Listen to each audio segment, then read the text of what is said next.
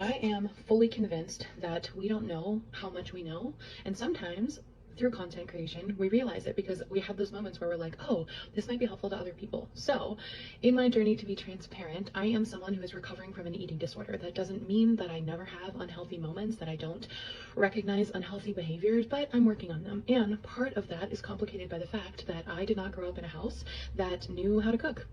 Not really. I mean, we were fed, don't get me wrong, but I also experienced food trauma when I was homeless and food restriction when I was in trouble. And so there are a lot of layers to understanding that. And the added bonus that I didn't realize that I was neurospicy until I was in my 30s. And so with all of those lovely layers of complication, one thing that really helps me when I'm cooking in order to remember ingredients or remember instructions is that as I am reading them, I say them in a funny voice.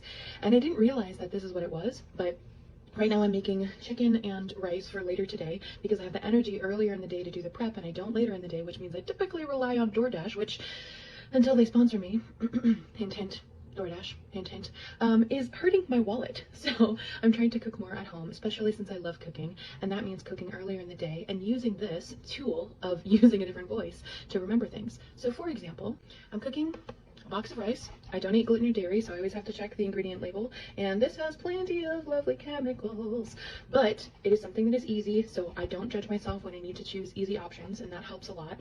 But in the instructions it says boil for 30 seconds, cover the pot tightly, and reduce heat to low, then cook until the rice is tender and water is absorbed about 25 minutes. That's a long ass instruction for my brain to remember. So I boil for 30 seconds. I literally had to set a timer holding the box while I did that. And as the 30 seconds counted down, I started saying to myself, cover and simmer for 25 minutes. But I didn't say 25 minutes. I said until tender, which was cover and simmer until tender. Cover and simmer until tender. I can't even say it to y'all without laughing. But because I say it like that to myself, I'm like, cover and simmer until tender. What is tender? I start questioning it, start having a whole on interaction with myself. But I remember that that's what I need to do so that when the timer goes off, because I still have the box in my hand when the timer goes off, I look at it and I'm like, cover and simmer until tender. That's it. That's all I have to remember. So I cover it and I look, it says 25 minutes, and I do that, and I don't put the damn box down, and I especially don't put it in the garbage until I've completed all of the instructions. So let me know if this helps you.